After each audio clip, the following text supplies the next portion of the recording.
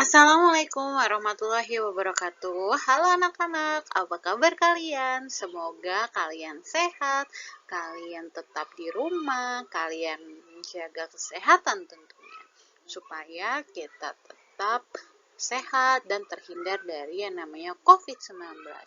Nah, di pertemuan kali ini, Miss Tami akan menjelaskan tentang kedaulatan negara Kesatuan Republik Indonesia, bagian yang pertama. Nah, apa aja sih yang akan kita pelajarin? Sebelum itu, Miss Tami ucapkan welcome to Civic Education class.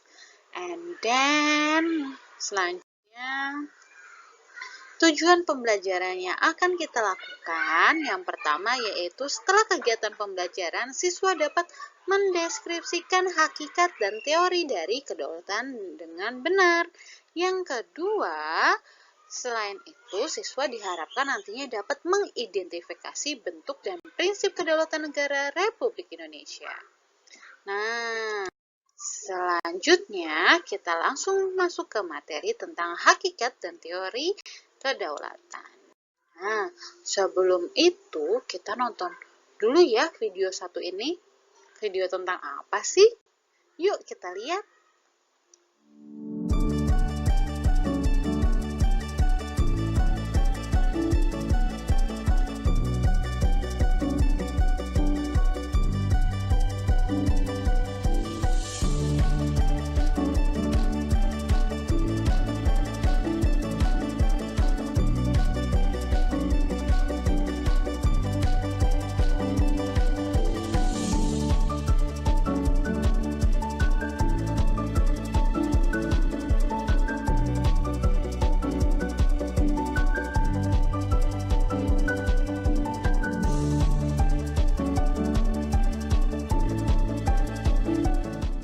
Nah, bagaimana tadi videonya? Bagus kan? Yuk, langsung kita masuk ke materi. Nah, materi yang pertama itu tentang kedaulatan. Kedaulatan berasal dari bahasa Arab yaitu daulah, yang artinya kekuasaan tertinggi. Kedaulatan adalah kekuasaan yang tertinggi untuk membuat undang-undang dan melaksanakannya dengan semua cara yang tersedia. Kedaulatan rakyat membawa konsekuensi bahwa rakyat adalah pemegang kekuasaan tertinggi dalam kehidupan bermasyarakat dan bernegara tentunya. Nah, ini adalah salah satu tokoh dari yang namanya demokrasi. Ya, betul, ini adalah tokoh namanya Abraham Lincoln. Abraham Lincoln ini mengartikan demokrasi adalah pemerintahan dari, oleh, dan untuk rakyat. Dari rakyat, oleh rakyat, dan untuk rakyat. Nah, demokrasi itu sendiri dari menurut Abraham Lincoln ini, dari rakyat itu maksudnya adalah dari kekuasaan negara berada di tangan rakyat. Jadi kekuasaan itu berasal dari rakyat. Kemudian kata oleh itu maksudnya adalah pemerintahan negara dijalankan oleh rakyat yang diwakilkan oleh para wakil rakyat yang dipilih oleh rakyat. Nah, jadi rakyat ini memilih nih siapa-siapa yang nantinya akan mewakili rakyat berada di kursi perwakilan atau kursi parlemen yang nantinya dapat apa? Tujuannya untuk mensejahterakan rakyat, melindungi rakyat, dan lain sebagainya. Nah, selanjutnya ada kata-kata untuk. Untuk ini merupakan kegiatan pemerintah yang ditunjukkan untuk kepentingan rakyat. Selanjutnya, kedaulatan rakyat. Kedaulatan rakyat ini keterlibatan rakyat dalam membentuk pemerintahan sebagai wujud pelaksanaan kedaulatan rakyat. Dilaksanakan melalui pemilihan umum atau pemilu.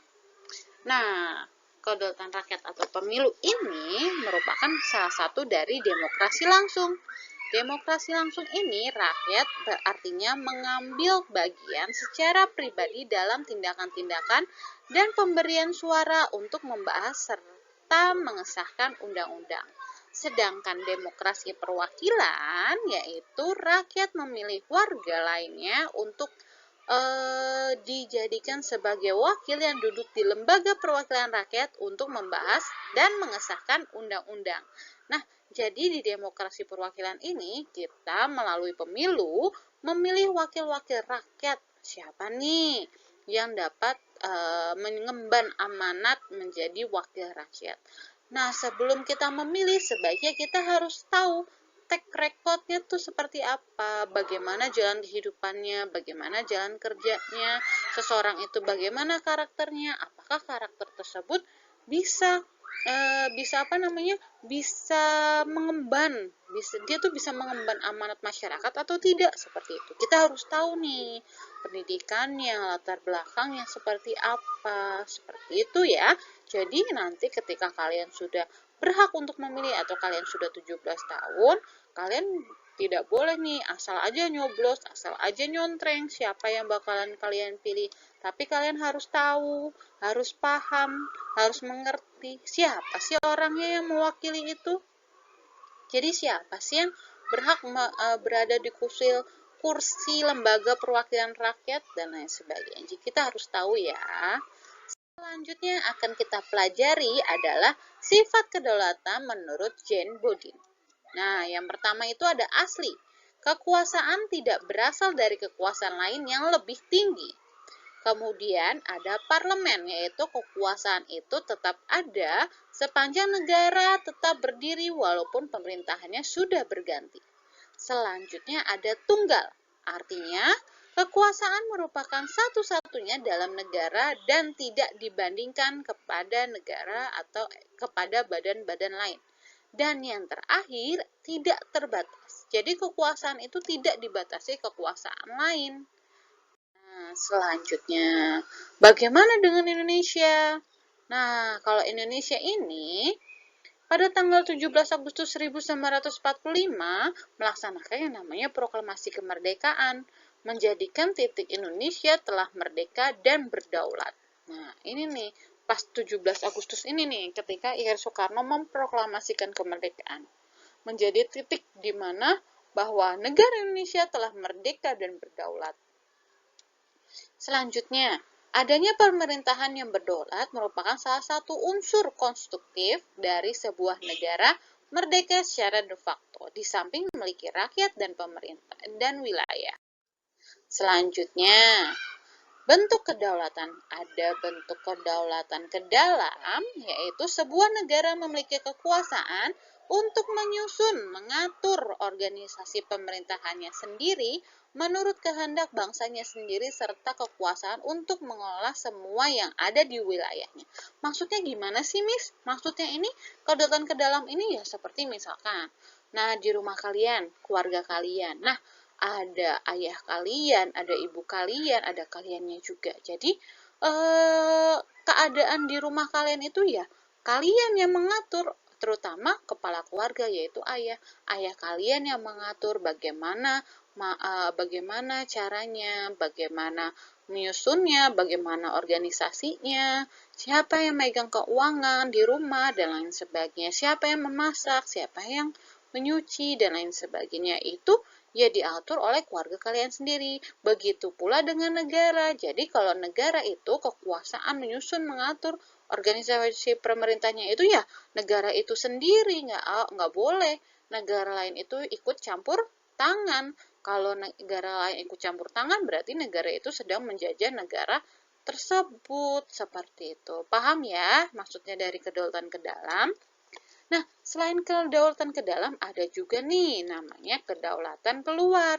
Kedaulatan keluar tuh apa sih, Miss? Kedaulatan keluar itu adalah sebuah negara memiliki kekuasaan untuk berhubungan dan bekerja sama dengan bangsa lainnya tanpa terikat oleh kekuasaan lain. Contohnya misalkan mengadakan perjanjian kerjasama, menyatakan perang atau perdamaian dengan negara lain. Nah, ini nih sebagai salah satu bentuknya. Contohnya tuh ada ASEAN, ada PBB. Nah, itu merupakan bentuk dari kedaulatan keluar. Seperti itu ya. Paham ya sini ya? Ada kedaulatan ke dalam, ada kedaulatan keluar. Itu dari bentuk kedaulatan. Nah, selanjutnya ada teori kedaulatan. Nah, ini banyak sekali nih yang harus kalian pahami dan kalian cermati. Teori kedaulatan yang pertama itu ada yang namanya kedaulatan Tuhan. Tokoh-tokohnya ada Agustinus, ada Thomas Aquino, ada F. Hegel, ada Stahl. Dan kekuasaan ketuhanan ini, kedaulatan Tuhan ini adalah kekuasaan berasal dari Tuhan yang diberikan kepada tokoh-tokoh negara yang dipilih secara kodrati dan ditetapkannya menjadi pemimpin negara dan berperan selaku wakil Tuhan di dunia. Dan teori kedaulatan yang kedua itu ada kedaulatan raja. Contoh tokohnya adalah Niccolo Machiavelli. Nah, ini kedaulatan raja ini adalah kekuasaan tertinggi itu terletak di tangan raja sebagai penjelmaan kehendak Tuhan. Niccolo Machiavelli ini adalah seorang raja yang memiliki kekuasaan mutlak. Nah, John Bodin ini mengartikan sebagai kekuasaan dilambangkan oleh raja tapi menghormati kodrat hukum antar bangsa dan konstitusi. Dan tokoh yang terakhir ada Thomas Hobbes. Thomas Hobbes ini mengartikan bahwa kedaulatan raja ini merupakan kedaulatan yang mutlak yang diperlukan untuk mengatur negara dan menghindari homi lupus. Sedangkan kedaulatan yang ketiga itu ada kedaulatan negara. Itu contohnya ada John Bodin, Hegel, Jellick, dan Paul Leben. Nah, ini adalah kekuasaan tertinggi terletak pada negara yang merupakan lembaga tertinggi suatu bangsa. Kedaulatan timbul bersamaan dengan berdirinya suatu negara. Hukum dan konstitusi lahir menurut kehendak negara dan diabadikan kepada kepentingan negara. Selanjutnya ada kedaulatan hukum. Ini menurut Hugo de Groot, Cabell, Immanuel Kant, and Lloyd Dulgert. Nah, kekuasaan pemerintah berdasarkan dari hukum yang berlaku. Hukum tertulis dan tidak tertulis yang membimbing kekuasaan pemerintah. Hukum berasal dari rasa keadilan, kesadaran hukum. Negara melindungi hak-hak warga negara, mewujudkan kesejahteraan umum maksudnya. Dan yang terakhir ada kedaulatan rakyat. Rakyat ini ada J.J. Rousseau, ada Jonas Acuisius, ada John Locke, ada Montesquieu. Nah, rakyat ini merupakan suatu kesatuan yang dibentuk oleh suatu perjanjian masyarakat. Sebagai pemegang kekuasaan tertinggi, rakyat itu memberikan kekuasaannya yang dipilih oleh rakyat dan penguasa tersebut harus melindungi hak-hak rakyatnya. Nah, ini John Locke, ada John Locke nih, terbentuknya negara melalui yang pertama ada Pactum Unius, yaitu perjanjian antara individu untuk membentuk suatu negara. Terus ada Pactum Subjectinis, yaitu perjanjian antar individu atau wadah atau negara untuk memberikan kewenangannya atau mandat kepada negara berdasarkan konstitusi atau undang-undang. Sedangkan Montesquieu itu maksudnya adalah pembagian kekuasaan trias politica. Montesquieu itu membagi tiga kekuasaan menjadi kekuasaan legislatif. Yang pertama itu kekuasaan untuk membuat peraturan perundang-undangan. Ada kekuasaan eksekutif, yaitu yang melaksanakan peraturan perundang-undangan. Biasanya itu disebut juga sebagai kekuasaan menjalankan pemerintahan. Dan yang terakhir itu kekuasaan yudikatif, itu kekuasaan untuk menegakkan peraturan perundang-undangan yang berlaku apabila terjadinya sebuah pelanggaran hukum. Seperti itu. Paham ya?